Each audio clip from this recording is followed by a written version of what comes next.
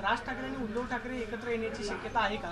त्यावर राज ठाकरे असं म्हणाले की आमच्यामधली जी भांडणं आहे ती महाराष्ट्रापेक्षा मोठी नाही। याआधी लोकसभेला राज ठाकरेंनी मोदींना बिनशर्त पाठिंबा दिलेला होता, मात्र विधानसभा निवडणुकीमध्ये त्यांचं गणित जुळलं नाही। राज ठाकरेंची भूमिका बदलली आहे का?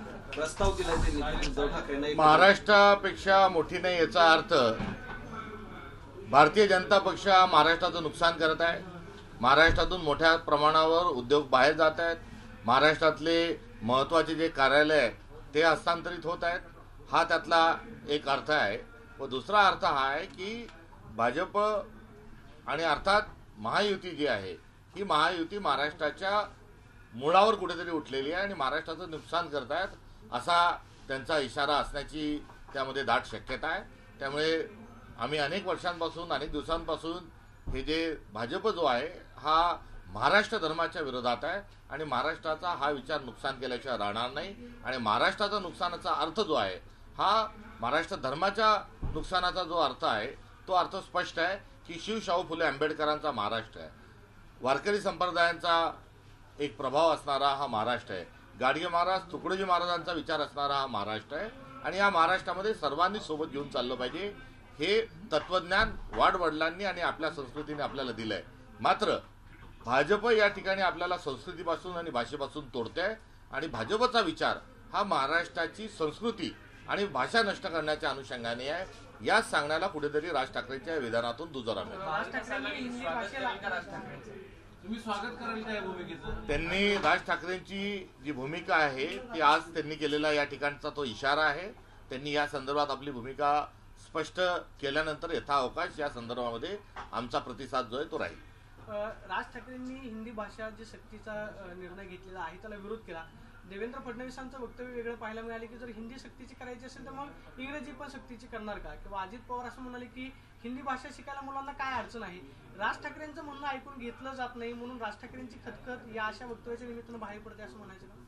तो त्यांची भूमिका भाषेच्या संदर्भातली जी असेल त्यांच्या वक्तव्यावर मी केलेली टिप्पणी ही काँग्रेस म्हणून आणि प्रदेश अध्यक्ष म्हणून पर्याप्त आहे। राहता राहायला हिंदी विषयाचा सक्तीचा विषय तर आम्ही सक्तीच्या विरोधात आहोत आणि ज्या मराठी भाषेची गळचिपी करण्याचा हा प्रयत्न आहे, एकीकडे मराठीला अभिजात भाषेचा दर्जा दिला म्हणून पाठ ठोकटून घेणारं केंद्र सरकार जे आहे आणि भाजप जे आहे जे दुसरीकडे मराठीचा गळा आवळत आहे, या प्रश्नाकडे आमचं लक्ष महाराष्ट्राचं लक्ष वेधायचं आहे। त्यामुळे भाषांचा अतिरेक जो आहे हा होऊ नये।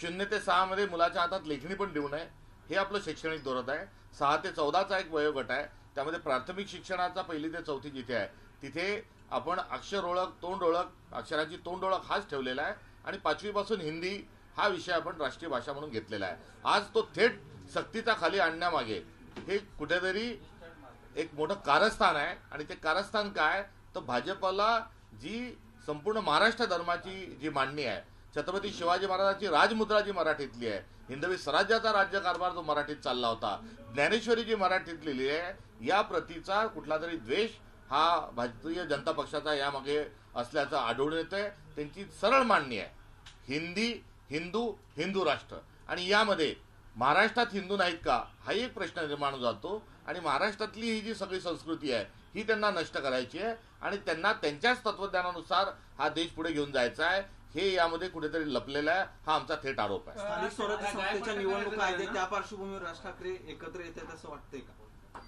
नाही, त्यांच्या वक्तव्याच्या अनुषंगानं त्यांचा भ्रमनिरस हा भारतीय जनता पक्ष आणि महायुतीच्या माध्यमातून हा झालेला असावा हे त्या संदर्भातला आमचा प्रतिसाद आहे। राज ठाकरेंनी थेट उद्धव ठाकरेंसोबत युती करण्याचा इशारा दिला की त्यांनी म्हटले की जर त्यांच्याकडनं आला प्रस्ताव तर आम्ही मान्य करू। आम्ही भारत जोडो आले आहोत, आम्ही कुटुंब फोडणारे लोक नाहीत, आम्ही बाप पळवणारा आमचा विचार नाही, पोरं वळवणारी आमची गँग नाही, तर आम्ही भारत जोडो आले आहोत आणि 2 परिवार एकत्र येत असेल तर त्यामध्ये कुठेही आक्षेप नाही, हरकत नाही आणि जोडला कुठे तर काही जात असेल तर स्वागत आहे। एवढी सौहार्दाची आणि सद्भावनेची भूमिका यावर आम्ही व्यक्त त्या संदर्भामध्ये त्यांच्याकडून तसा प्रकारचा प्रस्ताव आल्यानंतर यथाअवकाश त्या संदर्भात आमचा प्रतिसाद राहील। राज ठाकरेंच्या भूमिकेवरती सातत्याने टीका केली जाते। संजय राऊत ते असं म्हणाले की कधी ते मराठी होतात, कधी हिंदू होतात, कधी मग हिंदीला विरोध केला जातो। राज ठाकरेंची मागच्या काळामधली जी काही धरसोड असणारी भूमिका आहे, जी राज ठाकरेंवरती टीका केली जाते, राज ठाकरेंनी आता एक पक्की भूमिका घ्यायला हवी आहे असं तुम्हाला वाटतं का? किंवा जर ती घेतली राजकारणामध्ये भूमिका या सोयीनुसार बदलू नये, आपल्या भूमिकेवर ठाम राहावं हे अभिप्रेत असतं. मात्र अनेक लोक हे सकाळी एक दुपारी एक संध्याकाळी करतात, तर काही भूमिका घेतात आणि त्यानंतर त्या भूमिकेपासून गुमजाव करतात. अशी दरसोड वृत्ती कोणाचीच असता कामा नये. एक दुसरीकडे पुणे जिल्ह्यातले तुमचे माजी आमदार आहेत ते आता भाजपच्या वाटेवर आहेत. 3 दिवसापूर्वी तुम्हाला मेलद्वारे त्यांनी राजीनामा पाठवलाय, काय आहे यांच्या संदर्भात? अनंतराव थोपटे हे काँग्रेसचं एक मोठं नेतृत्व आहे आणि थोपटे घराणं जे आहे हे एक स्वाभिमानाचं संघर्षाचं एक प्रतीक आहे. आणि या संघर्षामध्ये अनंतराव थोपटे साहेब यांनी संपूर्ण आयुष्य हे काँग्रेसच्या सोबत राहिले. त्यांनी उभारलेले जे काही सहकारी चळवळीतले प्रकल्प असतील तेही काँग्रेसच्या माध्यमातून त्यांनी त्या ठिकाणी तात्कालिक परिस्थितीमध्ये उभे केले.